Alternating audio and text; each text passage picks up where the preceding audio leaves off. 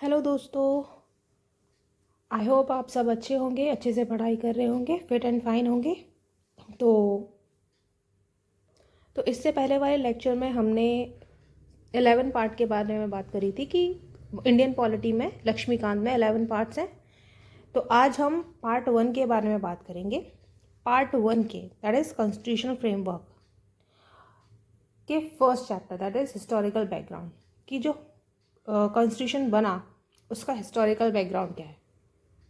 ठीक है, तो हम इस पूरे एंटायर पॉलिटी को कैसे कवर करने वाले हैं, पहले उसके बारे में बात करते हैं। हम पूरी इंडियन पॉलिटी का सिलेबस 2 स्टेप्स में कवर करेंगे।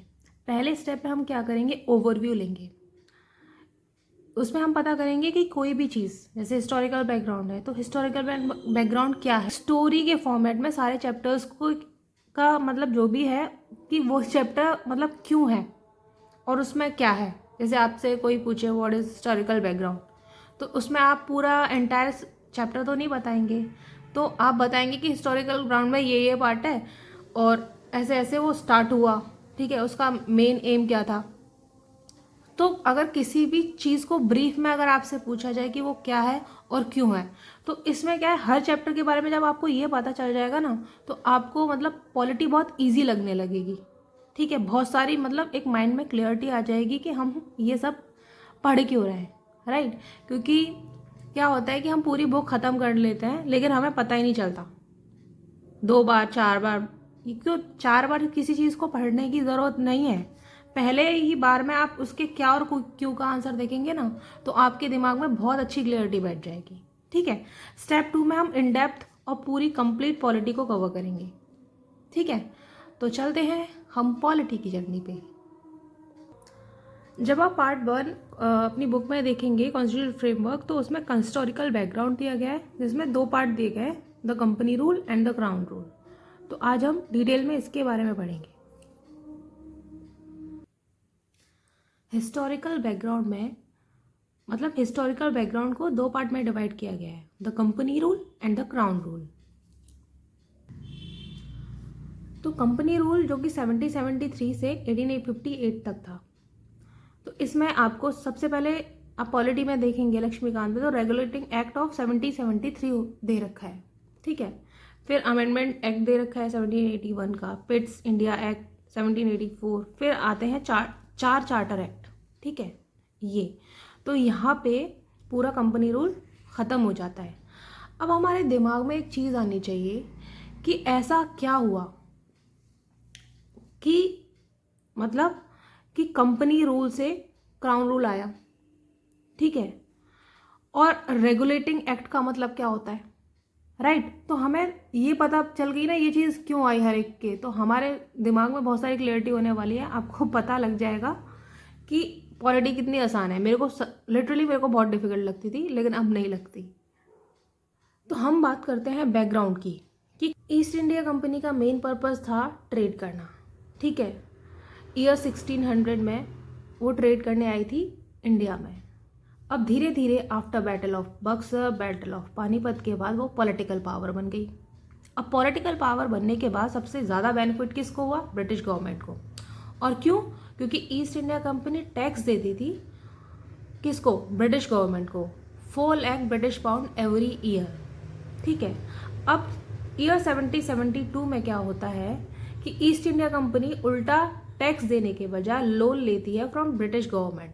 ठीक है, अब उसके बाद क्या होता है 1773 में रेगुलेटिंग एक्ट आता है। उसका जो मेन पर्पस होता है वो क्या होता है, to regulate East India Company. कौन करेगा रेगुलेट, बाय ब्रिटिश गवर्नमेंट। ठीक है, और क्यों करेंगे भाई, जब कोई कंपनी जो ब्रिटिश गवर्नमेंट को इतना टैक्स दे रही है तो वो क्यों उसे डूबता हुआ देखना चाहेगी। तो इसलिए to revive and supervise the East India Company Regulating Act 1773 आता है। राइट, अब हम बात करेंगे कि why East India Company financially bankrupt, यानी कि ईस्ट इंडिया कंपनी बैंकरप्ट हुई क्यों, उसको क्यों ज़रूरत पड़ी उल्टा ब्रिटिश गवर्नमेंट से लोन लेने की। 1769 में क्या हुआ कि बारिश न होने के कारण फैमाइन आ गया। ठीक है, इसका रिजल्ट क्या हुआ, 1/3 पॉपुलेशन की डेथ हो जाती है। किसकी वजह से? हंगर की वजह से। और उल्टा ईस्ट इंडिया कंपनी टैक्स कम करने की वजह इस सिचुएशन में टैक्स इंक्रीज कर देती है। ठीक है, तो this is the first reason. Second reason क्या था कि फर्स्ट एंग्लो मसूर वॉर जो 1766 से 69 यानी कि 3 साल चला, और वो हुआ था ईस्ट इंडिया कंपनी और हैदर अली के बीच में। और 3 साल चले इस वॉर का कोई भी कंक्लूजन नहीं निकला। जब कोई कंक्लूजन नहीं निकला तो कंपनी का एक्सपेंडिचर इंक्रीज हो गया। और इसका थर्ड रीज़न था corrupt officer of east India company. Officer इतने करप्ट थे कि वो तो मालामाल होते जा रहे थे, लेकिन ईस्ट इंडिया कंपनी बैंकरप्ट हो गई। इसका चौथा रीज़न था टी ट्रेड में लॉस।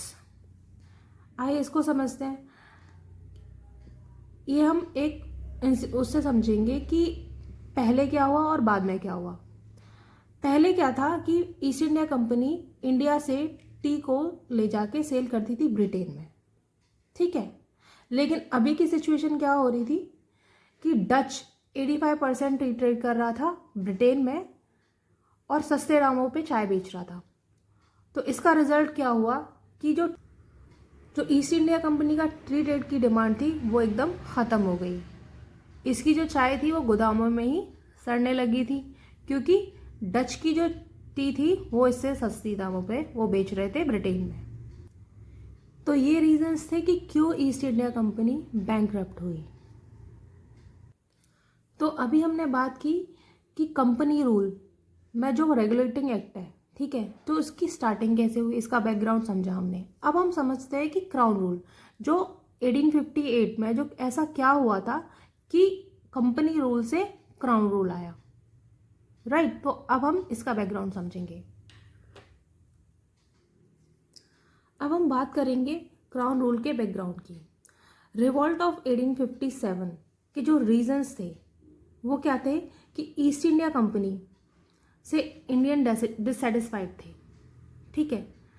और वो चाहे कॉमन पीपल हो, आर्मी सोल्जर हो या प्रिंसली स्टेट, सब लोग ईस्ट इंडिया कंपनी से परेशान थे।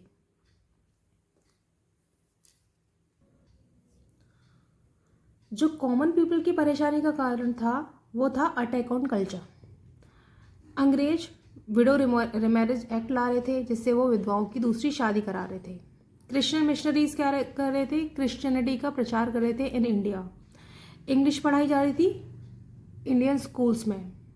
तो इससे कॉमन पीपल बहुत परेशान थे। उन्हें लग रहा था कि ये हमारे पूरे कल्चर को बर्बाद कर देंगे। अब बात करते हैं आर्मी सोल्जर्स। आर्मी सोल्जर्स की जो परेशान होने का रीज़न था कि वो ना तो बियर्ड रख सकते थे और ना ही तिलक लगा सकते थे। और पहले ज़माने में माना जाता था कि अगर अपने समुद्र को क्रॉस कर लिया, ठीक है, तो आपका धर्म भ्रष्ट हो जाएगा। तो आर्मी ऑफिसर्स को जो ब्रिटेन की आर्मी में थे उनको बाहर की लड़ाइयाँ लड़ने के लिए दूसरे देश में भेजा जाता था, जिसकी वजह से उनको समुद्र को पार करना पड़ता था। और इसका तीसरा रीज़न था एनफील्ड राइफल।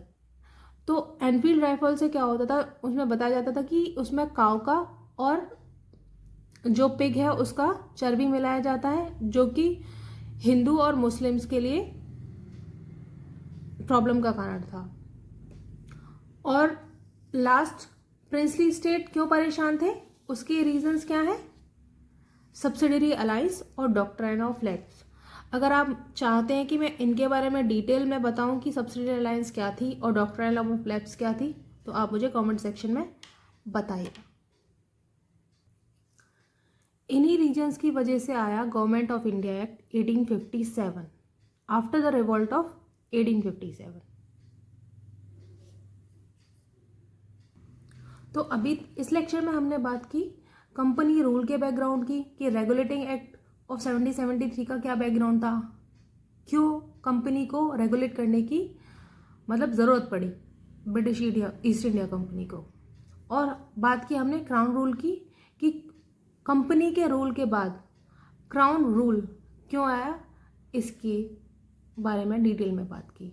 आई होप आपको अभी तक सब क्लियर हो रहा होगा।